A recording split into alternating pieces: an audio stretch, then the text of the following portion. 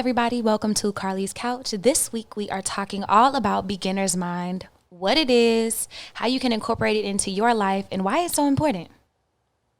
How you doing today, Lexi? Like you put a different hat on. I'm feeling good. I would say we've had a good day thus far. We went hiking this morning. Shout out Earl. Hey. Fans of the podcast, meet at the park. Nah, not really. Because I'll be kind of creeped out if a bunch of people pulled up. But yeah, it's been a good day, good week, really good week actually. And in general, I would say that things are going very well. Yeah, same. I would say I'm a little sleepy, but peaceful. Overall peaceful. Been reading a lot and spending intentional time for myself, like hiking. So, yeah, it feels good. You just sleepy today, or are you saying? Because I remember you were talking about being tired last time too. No, I'm just sleepy today. But yeah, it is Saturday. It's like, all right, we can. Yeah, we chilling. There's no rush. Why are we in a rush? That's one thing I've been telling myself all week is like, just slow down. Slow down. Why are you rushing everything? Unless you have something that you need to do. Valid. In which case, if you prepare, you don't have to rush. But that's a whole other episode. Today, we're talking about beginner's mind, and it's perfect when thinking about slowing down. This is a concept in Buddhism, and there's a quote that says, "In the beginner's mind, there are many possibilities. In the expert's mind, there are few." And that's according to a Zen master, Shunryu Suzuki. What do you mean by that? It's a mindset based on the Zen Buddhist principle of Shoshin. And so think about a beginner. Like if it was your first time to ever paint, you're going to take your time and look at the paintbrushes and be like, oh, okay, this one's big, this one's little. You just look at the paint, you might feel the paint, you're kind of looking at the colors, feeling the canvas. It's just using that beginner's mindset and approaching life like that. So to begin something for the first time means confronting not knowing and the insecurity around allowing questions and mistakes. I think as we get older, we lose our sense of wonder and awe whenever we do things because we think we know things or have experiences with them, and then things can just become mundane. So whenever you're using this beginner's mind, you start to see things in a new light. It opens up like a world of possibilities. What is it called, or how would you describe a person who... because I feel like as you were saying, it's like, I'm not always like that though, but who start doing something for the first time, but you go into it like you do know what's going on. And I feel like, sorry to cut you off, I feel like that doesn't also, it's not like mutually exclusive to saying you're not open to learning and seeing what happens, but like going into it still like, all right, at least having an idea and like maybe a visualization of like, all right, I'm going to go and my first time painting, I'm going to paint this and make, it's going to be awesome and great. Is that not having beginner's mind? If you have kind of like that confidence around a thing? No. I think you can have a confidence, and same like approaching life with beginner's mind doesn't mean like, all right, go into this client meeting and act like you've never been here before. It's not like that. Flubbing up. It just means detaching from your own like prefabricated concepts in order to be able to see things in a new light. For example, if you have like a relationship with a friend or your parent or somebody who's always negative, like you just know. And so every time you answer the phone, you're like, oh my God. Oh, yeah. And you answer the phone, you're like, you have 3 minutes. What if one day you just give them a chance to not be like that? Like what could you see in them? What could you see? Oh, they're actually hurting. Maybe it's not they're always negative. They just want to be heard, or maybe it's this. So approaching relationships like that. For example, like if you're driving to work and you stop seeing things. And I think that's a great thing. If you take a certain drive enough, you just stop seeing it. You can literally kind of zone out and just be wherever you are and be like, fuck, pull up to the spot. Like, I don't even remember how I got here. Exactly. But people do that through life. And I think that's why beginner's mind is so important, because, you could take a new street and like, wow, look at those beautiful flowers. Wow, I'm so grateful today. Or, man, what would it look like if I approached, exercise and tried a whole new class, or tried to try something new that I didn't know what I was doing. So basically it's just a mental framework and a reminder to encourage you to see the world with fresh eyes every day, to be present, to slow down, and to be in awe of appreciation of, the people, especially the people and the things around you and your experiences. It sounds like having a beginner's mind means not taking anything for granted, whether that's people or time or the things that you know or think you know. What do you feel about that statement? I would agree with that 100%. You all hype? Yeah, I got hyped. So I'm like, she gets it. She gets it. I know what I'm talking about. Because when you think about like, okay, just, you know, have fresh eyes to it. Like just because, you know, your girlfriend was mad yesterday, and it's like, if it's different when you approach things like, oh, she about to be mad, so you already kind of go in kind of versus if you're like, hey, you know, and just talk to them regular, and sometimes you can kind of flip or open up something different or something new. But also with this, I think a lot about work. So thinking about this in a work sense, and the idea of beginner's mind kind of being opposite, I don't know if exactly opposite, but different from having an expert point of view to like, okay, this is how you do it. And being open and maybe that allowing you to be a little more creative, or allowing you to maybe listen to other folks' opinions a little more and think about something else, or give somebody else a chance to do something. I feel like I see a lot of value there, because when you're the expert, or when this is how it goes, or this is how you think it should be, you kind of are putting yourself in a box a little bit. And so in some spaces, I see it as like a way to be a little bit more creative and to see more and to experience more. And then on the other side, it's kind of like not taking things for granted. Absolutely. And I think that's a great example for work. And I love that quote at the beginning. And I originally had a bunch of research in here too, because they, you know, polled a whole bunch of experts, and there was no creativity because people know the rules. They know you can't do this thing and you have to do this thing and it has to look like this. But can you imagine like coming into, you know, like a new client and thinking about marketing and not knowing all of those things and being like, well, what if we tried this? And you're like, oh, you know what? That's kind of a cool idea. And then applying all of your actual knowledge to it. And so I think that that's a good like thing, is like, who's to say that the last way you learn something is now the best way and is infinitely the only way you should ever do something. And you said this came from Buddhist teachings, but is there something like somebody who's written about this, or it's come back up in some type of like productivity article or podcast or anything? Actually, no. I studied some mindfulness and meditation. I took like a course at USC because there's recently? No, and when I was in school, but I took this course about mindfulness, and we did a eating meditation, like a mindful eating meditation, and it was all about the concept of beginner's mind. So if you have never had we started with raisins, and then we did chocolate, and then something else. I know, but if you've never had a raisin before, imagine like never seeing this foreign thing before, and you're like, well, how would you approach it? And then just trying to approach like life like that. So it just kind of hit me the other day, because I guess I lied. I guess I'll take that back. I was reading a book, and it was like, damn, it was like approach things with a sense of wonder and curiosity, and that will change your whole life. So instead of going into everything like letting your lens of anxiety or trauma or, you know, just learned experiences always color what's going on, if you always have a sense of wonder, what can you open yourself up to? And I actually wrote a blog about this about maybe 10 years ago. 9 years ago. On what? You had a different on website? Beginner's Mind. I was writing for this brand called Loving on Me. It's like a self-love website. I remember seeing that name. Did they used to be your username or something? No, that was my mentors. That's my mentor's company. Okay. And so I used to be a monthly blogger, and one of my posts was about, you know, this sense of awe and wonderment, and how kids and puppies have it right. Like how they approach life. Excited. Oh my God. They just, man. And even when they get hurt, they cry and then they let that shit go and keep it moving. Like dogs, you step on their paw, but then they're okay. Like, you know, they're not gonna, every time you see you like, I mean, unless it's doing too much. Well, yeah, if you're abusing them, then that's different. But I think that beginner's mind is so important, because it can just, like you said, creativity, but also help you just enjoy life a little bit more.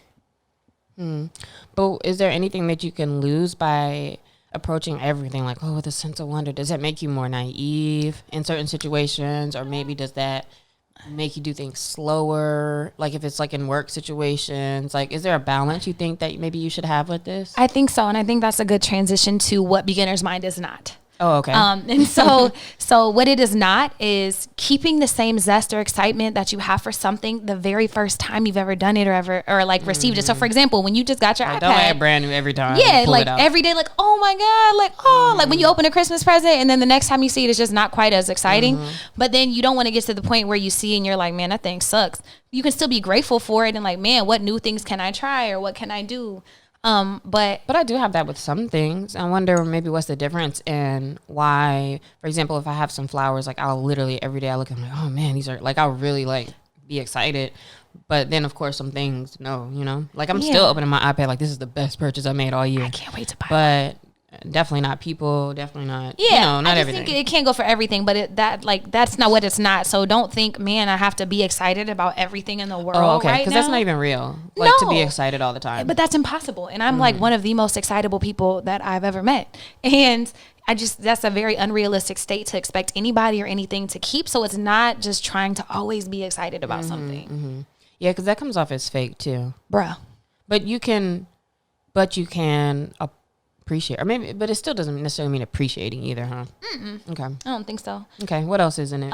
It's not letting people take advantage of you or being naive. For example, we talked about gaslighting a few episodes ago. If you haven't, go ahead and run that hoe back. But if you've been gaslit in a relationship, Not watching once a year. what it's not is just letting that toxic, I hate that word, but that toxic person or that gaslighter continue to do those things. No, it's like walking away from situations that don't serve you. But if it is a relationship that you care about, or like a friendship or something, like maybe someone's going through a hard time, like maybe you try to look at them with fresh eyes. If you're feeling a dip in your relationship, maybe you take off all of your preconceived notions and let the person be the person and see them for the beauty of who they are, instead of like letting all of their words color them. So beginner's mind is not letting shit slide. Absolutely. So you still can have valid feelings about a thing. You can still be hurt or feel whatever. But if you do make a choice to forgive somebody or down the road, it's like, all right, you know, this relationship is important or whatever, beginner's mind can play a part in you as a person, thinking about how you could approach this in a way is like, you know, remembering why you care about them or why is this relationship important. And really sometimes you can kind of refocus on the positives or the things about them that, you know, are cool, are working. You may have to change the relationship still, right? Like maybe the nature of the relationship might change still. Absolutely. So it doesn't have to be letting things slide. And I don't think it should be. I think a good example of this is me and my mom. Like, we haven't always had the best relationship, and there was a time like where she didn't respect my boundaries, and so we had to take a little break. But then she came back and respected them. But if I always looked at her in the negative light that I never let it go, and I never let it go, and every time she called, I was like, then our relationship, we wouldn't be where we are. We have the best relationship we've ever had, and it's only because I've been able to let go of that, and she's been able to let go of, you know, whatever was going on with me, and just trying to see things in new eyes. And when you do that, I think it allows you to see how human somebody is, and that maybe even though, yes, they might have hurt you, or yes, whatever is difficult, that there might be more to it than them just being an asshole or them just being whatever. And so I think it allows space for healing and growth. Especially and maybe in they do get a little better or change or whatever, but maybe they don't. But if they do, I guess it's still like you kind of did your part by making a space. If you want to leave space for something to change or be different. Exactly. And having a beginner's mind is almost like having space for alternative, space for change. Okay. Yeah. Look, I keep bringing it back in like, all right, now. No, I love it. Use the term. Keep doing it. It's about that sense of awe and wonderment, like that excitement that those flowers give you when you wake up and see them. That feeling is just allowing yourself to open up. Oh man, yeah. I tell my partner now sometimes, like I've realized how conflict averse or avoidant I am now, and so. But it's interesting because sometimes, like, if we're about to get an argument or we are in an argument or there's a conflict, low key, I'll be excited, like, all right, this is a chance to, like, figure out, like, what could I say different? Or even if I'm messing up, it's like, oh, this is a great chance because I know we'll talk to, like, you know, figure it out. And then you can still be, like, even cooler after that. But then it still sucks being, like, going through the conflict. But if you didn't have because you're saying you were, you know, you're conflict avoidant or averse or whatever, if you never tried to look at that in a different light, you would still be avoiding it. But I mean, I still do, but in the moment, because when it's like, you know, when somebody be in your face, and you're like, oh man, here we go, like shut down mode. Versus like later, you're like, all right, I thought about it and figuring it out, whatever. But yes, like it's still another, like a layer of trying to be open to it, open to something different, thinking more about it instead of just doing the same old patterns. But I think that's a perfect example of beginner's mind, because, and not even without like trying to do it intentionally, but you're being open to what it could lead to, open to the growth, open to the partnership, open to what you can learn and change, even though it's still gonna suck sometimes. You're being open. So I think it's really an openness. The last what it is not that I have on here is forgetting how to do things, or what you know, to a point where it's harmful to work, life, and relationships. Like that, I'm not saying be a baby. Like, you didn't forget how to talk. I'm playing stupid. That's the worst. Don't play That's dumb, so bro. unattractive. Like, don't play dumb, because then you're just dumb. Don't do that. That's not what I'm saying. I'm not saying like go into a meeting like, man, I was listening to Carlie's Couch this weekend. They told me to act like I didn't know what I was doing. We did not say that. We absolutely did not. But what we did say is maybe you can be open and approach something in a new way. Maybe you can try to take the limits off and your blinders off and see like, oh, actually, man, maybe if we work with this department, we could actually solve this problem a lot faster than if we just tried to do it in like ourselves. Did we have an episode on how to be more creative or something kind of similar? No, but we need to. I don't think so. So what else you made me think about just now is like, you're like, okay, put the way you might do things to the side a little bit, or be open to new things, but like, how do you actually even do that, like, and I think there's probably a process to, or there can be a process to like how to allow yourself to be more creative, but yeah, like, how do you, because we're so on automatic a lot of times, how am I catching myself to now try to shift it to beginner's mind? And if I'm getting ahead, stop me. But. Oh, no, you're good. I think that you can just pause, and we always, the pause, that is the alternative name of this podcast, is the pause. So if you pause before you do something, if you pause before you avoid that conflict, if you pause before you go ahead and answer when somebody asks you for something, actually let me think about that. And then maybe give yourself a chance to try to think about it in a different way. I'm sure there are a million frameworks that are tried and true about ways to be more creative, and maybe we'll do a whole episode. Slowing down is always the key though. But bro, you can't mess up slowing down. Like, you can't. Like, there's just something special about that moment. And I think that would be the first step to it. We'll get into some other ones later, but I think that's a great first step to anything, even at work. And so that's what it's not. Another question that kind of came up when Lexi and I were talking about it, she was like, is it just saying like, forget your past, or like, what's going on? And it's not. Just reiterating that it's not forgetting, anything that you've learned. It's not forgetting your past with people or how they've treated you or what they've done, but it's just being open to, it doesn't always have to be like that. And because it was like that in the past doesn't mean that's how it's going to be in the future. And then, but how long do you think like that? You know what I mean? What do you mean? Like, at what point is it like, all right, now you ain't finna do nothing different? Like, well, I think that's up to people, and it's up to you if you choose to keep someone in your life who is always like that. But I think if it's your partner, see things as they are. You still have to be grounded in what you see and what you experience. But I think you could aim to have fresh eyes every time you look at your partner. Like, every day. I'm not saying we're not perfect. I feel like I've read that, like, in like relationship type articles and things like that. I feel like they often mention things like, try to have fresh eyes every day, and like always be trying to learn about them, and just being open and questioning and things like that. And I think that is helpful, because it really is easy to, even if you don't think you're being like resentful, like, it doesn't have to be that deep, but like, as things happen, like, even especially if you see somebody like day to day, and it's like, all right, like, oh, you always leave this open, or you do this or you do that, and like, it really just starts to kind of like, you expect to be annoyed, or you start expecting to be like frustrated with them all the time.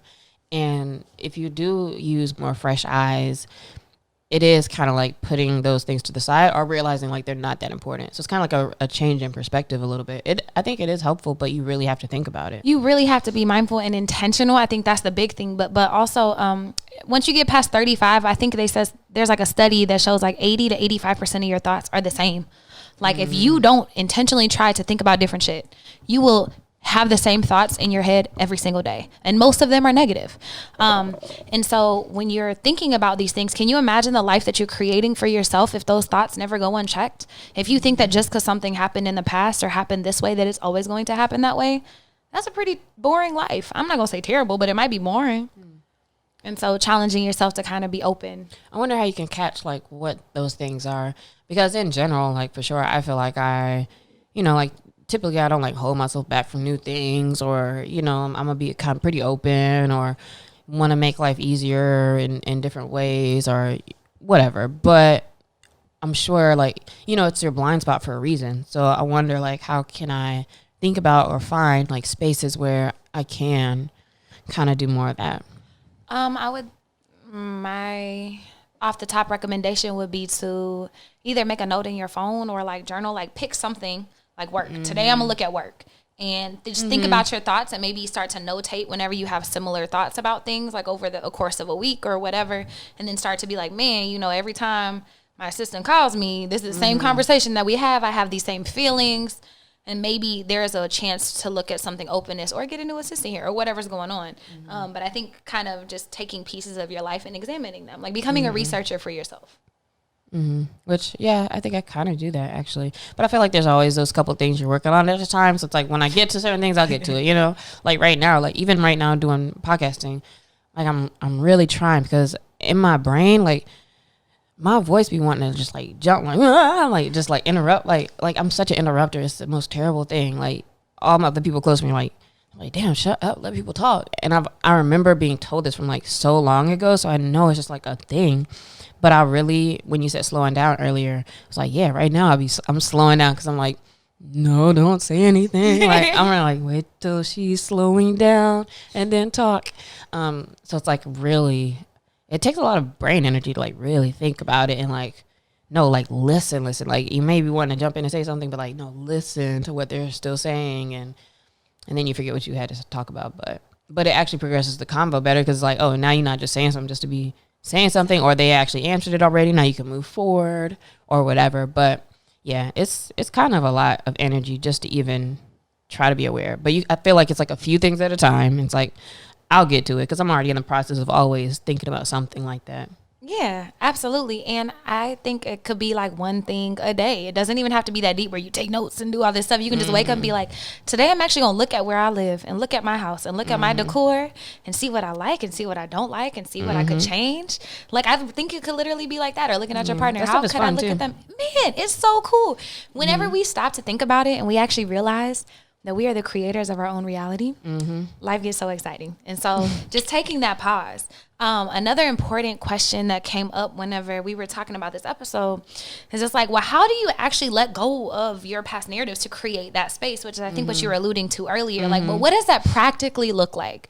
And so the first answer, per always, is like self-awareness, but meditation, taking time to pause and to slow down and just to see what the mind chatter, the mental chatter is doing, running around your head like crazy.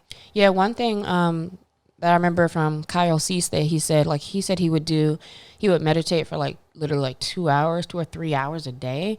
And it's like, man, it's like, it seems like, okay, that's a long time to be sitting there. But he's like, all right, at first it's like all this, you know, chatter's going on, all these things. And he's like, after a while, it's really just like ideas or, you know, there's something kind of refreshing there in the silence, or like you really hear a voice that's like, all right, this is what I need to do, or this is where I'm going, or, you know, like you really get answers. The other day I was laying on the table, I was getting my lashes done, and it takes like 2.5 hours. And if you know me, I hate like sitting still. So I like, every once in a while I just like, go crazy. And he'd be like, "Are you all right?" Like just had to take a second to freak out. But like this last time I did it was so interesting because I'm like, man, I had been in talks with a client that I'm trying to finalize, and it's like while I was laying there, I was getting all these like ideas for things to do, and I was like, oh, these are good ideas. Like, I can't write them down right now, but I just kind of let myself just think about them, and now like I still remember them. But it's just interesting, like when you take time to just be still, you know, I think things unravel, or like they present themselves to you in a way that they may not when you're like trying to force it to happen, like right when you're like trying to write something or think about what it should be or do it then, which is probably also why instead of procrastinating, when you do have time, maybe you set time to like brainstorm or just be chill, but you have the time to let it come to you, maybe that, you know, that's helpful in coming up with better ideas and more creative ideas also.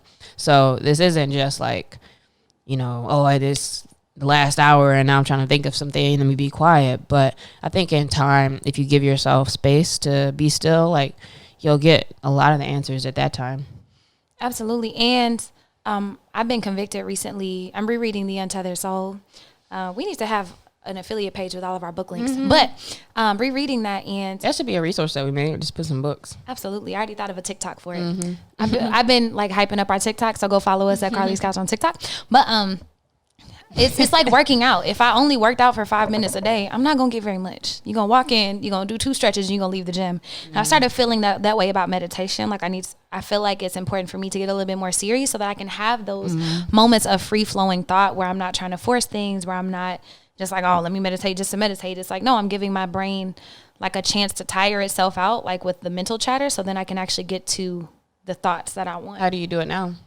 I've been doing 15 in the morning and sometimes 15 in the evening, just like timed. But I feel like maybe I want to do a little longer. Because I feel like sometimes at 15, I'm just getting into like the quietness and the actual like the little thing in my head has like calmed down enough to where I can actually just be peaceful. Yeah, try a little bit longer and see what happens or what changes. Is it hard for you to be still during, or are you? Yes. Because that's the part. So what I learned before I started doing transcendental meditation, when I was just doing like guided or whatever, what I really realized is it was less about the time and more about like, at whatever point I realized like, I'm moving the whole time. Like, I'm scratching or doing whatever. When I made it about like, I can't move. And then it's like literally like 2 minutes in, I'm already like zoned out because I'm not, my body's trying to distract me and telling me like, do this or smell this or look at that. And it's just like when I tell myself like, all right, like I can't, like I'll be itching somewhere and it's like, nope. Like you just let it go and then it goes away. But I think that's the real key, like to like getting to in a zone place is if you find yourself moving a lot or you don't notice how much you move, try it that way. Absolutely. And I need to do that. And I need to stop saying absolutely because I hate it. But every time I'm clipping up the podcast, I'm like, why do I do that? The next step in actually trying to get past your narratives and be open to new awareness and to new possibilities is to notice when you're judging things and then questioning it. Questioning it. Like, man, it's always. I forgot what made me realize that. I was like, damn, I be judging everything. It might have been probably reading something, maybe Untitled Chapter, maybe something else. Like, the first thing was like, I noticed like, certain types of thoughts are judgment thought. No. It's Deepak, the spiritual the 7 spiritual laws. Yeah, 7 spiritual laws. That's what it is. Because one of them is really about like, stop judging things. Don't say in the morning like I will not judge. But like you really have to be aware of your thoughts and to recognize also like, that is a judgment on something. That's hard to do. That is hard. That is you told me to listen to the audiobook and it's like a short 45 minutes, so y'all should check that whole out. But that just trying not to judge anything all day is good or bad. It's not just bad things, it's also good. But you're definitely a good step in if you say a thing and like, oh man, that ugly shirt over there, and then it's like, oh no, I'm judging it. Like if you just start catching it a little bit, but it's not that blatant a lot of times. It really just to say like, oh man, this episode's not that good. Like that's like you're judging it, but it's a lot. It's a lot of your thoughts, I think. Yep, and we already mentioned, but moving slower and acting as if it's your first time to experience something. Slight ways you can start to try this without feeling crazy or like, man, I'm a weirdo at lunch, like around other people, is maybe you just slow down. Because I inhale food, and so a lot of times I don't even get to enjoy the experience because I'm like, and it's gone. And it's like you need to actually taste it. Cut out that audio clip. and enjoy your coffee. Like actually taste your coffee whenever you wake up in the morning instead of just like making it another task, just slowing everything down. It could be anything. It could be like while you're typing on your computer, like, you know what I mean? Like just focusing in on your senses around different things. And then play, like trying to be like kids and dogs, like trying to play, trying to have fun, trying to forget things. But I think if you take a moment and look at nature, you always learn things. If you watch little kids outside of bad ones, but they're not bad. They just have judgy thought. That is a judgy thought outside of, kids who are going through things and processing, but like looking at how they act and how dogs are always so excited to see you. You leave to go to the store, you come back, baby, I'm excited. How you doing? I just saw you 10 minutes ago, but you look even greater now. Like dogs be so hyped. Yeah, they're so awesome. I'm not even like a dog person. I'm not a dog person like other people dog. Like I just let them walk by. Like I'm not about to be that person. But like with like my people's dogs, it's like, like I kind of want one, but I don't. Another thing you could do is start with more mindless activities. So like brushing your teeth. Maybe you use a different hand. Maybe you start in a different section. Like most people have a routine for things. Like when I'm in the shower, I know, like, oh, I start down here and I move up this leg and then go over here. And it's like, if you really, and I've done this in the shower before, like, start from a different place or try it differently. It's like kind of weird, but it's like, oh, this is, I'm really actually paying attention. And I don't know why I talk about shower so much on this podcast now. But yeah, like, to really pay attention, like, even as you're washing each thing, like, oh, my knee or my ankle, and like, hopefully your feet and everything, like, just paying more attention to those things. Yeah, and then practicing with whatever is in front of you in the moment. If that's work, like maybe you think about, why this is how you set up your desk space, to get to work, or why this is here, or whatever's going on. And just noticing your thoughts and feelings and how stuff like leads your mind. And then the last thing is letting go of shoulds, which really means that you had an expected outcome, I guess, and that you wanted things to be a certain way or expected them to be a certain way. So it's like, oh, I should have done this, or that should have looked like this, or man, why is it this, a thing that you expected? And so to have beginner's mind is, I'm guessing, is like being more open to, there's a lot of different ways that this could go or this could be going, and to be focused on what you should have did. It's like, no, you might be in the right space and like for the right things to happen. Mm-hmm. And that includes like other people in your life. Like, if you feel bad and you're judging, like, oh man, I'm a sex, my partner did this, or they should have done this. Like, notice when you start to should on other people too, and why you need them to respond in a certain way or to do different things. I'm not talking nothing wild with disrespect, but like, basic things like, man, I thought they would be excited about this dinner. It's like, I wonder why they're not. I wonder. So, and when half the time stuff like that, when you're like trying to be in somebody's brain, it's like, oh, they are excited about it. They just don't, sometimes they don't show things the same way, or sometimes it's like they aren't excited because you're excited about trying to get a reaction, and they don't even care about food like that, or they don't care about Italian. You know what I mean? Like, a lot of times it's kind of checking yourself too when you're thinking about how somebody else should be reacting. It most of the time is, and so it's a lot of just awareness and practice. And the last piece I want to get into is why this is important. We talked about a lot of it, but just going into things. The first one is... we can lighten around these low key. Exactly. They're pretty much like a roundup of, the reasons why beginner's mind is important. And the first one is being open to possibilities. It can give you new ideas. It can help you from being offended. For example, like we were talking about dinner, it can help you from feeling a type of way. So just being open to possibilities. Another is it's allowing you to be willing to learn. So, and being open to different things and paying attention to, just different details. You're continuing to learn and figure out ways to do a thing. It helps you stay fresh and keep things interesting in relationship and in life, in your daily movements. And you definitely have more creativity because you're limiting yourself to have a particular outcome or expectation or way to do a thing. And so now if it's open, and we can get more creative. It helps you to have less prejudice. Your tendency to judge a situation as good or bad will start to lessen. And according to Buddhists, our tendency to judge things as good or bad is the reason why we suffer. So as that starts to lessen, so will your suffering. I think maybe we should do an episode around judgment. Or have we? We haven't, but we need to. What's the other one we said? How to be creative, judging. All right, let's write those down. Because I feel like, and I know that has to do with Buddhism because like with the same book I was saying earlier, it tends to go back to the Buddhist teaching. And so maybe to really flesh that out about recognizing judgingness and judgment, why you shouldn't, like in the same ways kind of like we're doing this episode, I think would be good. Of course it improves your relationships because maybe you're allowing people to be more themselves. Maybe you're seeing fresh things about them that you can appreciate them more, not take them for granted. And you're really listening to them, and people definitely notice, for sure. With a person like me who don't be listening, when I do, I'm like, oh, you actually listen. Like, noticed and appreciate. We appreciate greatly. Yeah. It also helps reduce anxiety, fear of fear, or the fear of what might happen, or you start worrying and projecting things. Whenever you are practicing beginner's mind, that starts to lessen because you don't have all of those preconceived notions around things. And procrastination lessens as well. So like if you don't have as much fear around like, oh, well, this got to get done in this way and this team, you just, I don't know, I feel like it kind of loosens you to have a beginner's mind. Even if you have deadlines, I really feel like sometimes like an approach to work and things that have kind of like deadlines or need to be done. Have you noticed it seems like things like always kind of, for the most part, there's been a couple times like, damn, I just dropped the ball completely.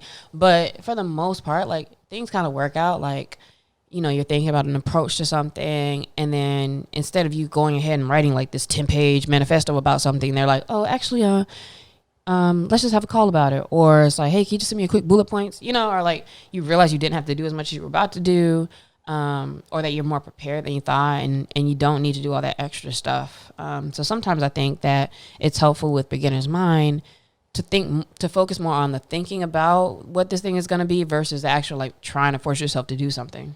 I think that's a big piece of it. And whenever you do that, you can have a greater flow. So in beginner's mind, as you drop your thoughts about how things should be or have to be or have been, you're open to what they actually are. And then you enter this blissful zone called flow, where you can do just what you need to do. The most important thing about flow is that it is always associated with a greater well-being. Beautiful. Yeah, so this is cool. So we hope that you guys learn a little bit more about beginner's mind and can think about or identify maybe a person in your life that you could try to approach differently or be more open about them or their behavior, or maybe it's around your health or work or something in particular. But it's definitely important, and I think it's something for sure to like incorporate. The more like kind of childlike you are, which is so interesting that like across religions and different teachings, you kind of get like at least a vibe of these similar things that are like life lessons, like approach things openly, approach things like a child, like ask questions, and you don't have to feel like you know everything, and not necessarily judging everything. I think these are all important concepts, regardless that for whatever reason, I guess probably just different coping mechanisms or defense mechanisms. Like, these are the things we started doing. Maybe it makes us feel more in control. Maybe it makes us feel like, we could do something, or we know things, and that's, for our security. But like really breaks that down and allows you to like think less about stuff. So you're not as stressed, but you're also actually like more efficient, I think. More productive when you're just like chilled out and not like all like wired up. Some of the people who it's like they're more successful when it's like they're relaxed, and it's like, how are you so relaxed? You got all these things going on, versus the person who's like up all night trying to finish this and do that and do this. And it's just kind of like a different approach, I think, to life and like what's important. There's a quote that says something to the effect of nature never rushes, and yet everything always gets done. And so to have a beginner's mind is to be open to possibilities, to be more intentional, to move a little bit slower, and to allow yourself the sense of wonder for all the amazing things and people around you. Yeah, and it's so funny, just again, like, and in the Bible, Matthew 6:33, it was like, don't worry, like, the flowers in the field are straight, the birds are straight, like, they live their lives, everybody's taken care of, and so you don't have to try so hard. I think that's a major key in life, is not trying so hard, and if you're approaching it as a beginner, like, you already kind of have a step ahead. Absolutely. So try that this week. Let us know how it goes. If you want some specific exercises, just Google mindful eating or beginner's mind exercises, and I'm sure there's a million resources out there for you. Hit us at Carlie's Couch on Instagram, Twitter, and TikTok. And then this week's shout out, I'm super excited. Shout out to Thomas Glenn, Tag 2 Productions. Hey, Tag, for his first live show, he produced Talk in Tokyo for the Olympics. So shout out to him. His hosts were Adam Rapon and LaChina Robinson. And they had like Suni Lee and Katie Ledecky and all these amazing athletes come on there and talk about their experiences. It seems so personable and relatable. And so shout out to Thomas and his whole team for doing that. That's amazing. Yeah, that's great. Add to their portfolio. Ching ching. And this week's question, are we going to have them ask us, or do we want to come up with something real quick? We can have them ask us a question. So if you're still listening to this episode, shout out Sanford. Shout out Nate. This week we want you to ask us a question. I would say maybe via story or via a tweet, something where it's like we for sure could see it. Tag Carlie's Couch, tag at Carlie Carpio or CC Fierce, and tag Lex_Topia. And just say like 151, that's the episode, like 151, here's my question for you. And I guess we'll say like we have to kind of answer it. So I'm sure y'all won't say anything wild, but something interesting. And maybe, or you know what, maybe whatever you could ask us is something we could put in our repertoire to start asking in the episodes, because we need some more questions to ask, our listeners anyway, just to get more stories out of you guys. Definitely. I almost said absolutely again. Yeah. God. Definitely. So, ask us a question. Ask us a question. Play with beginner's mind this week. And thank y'all for tuning in. Peace out.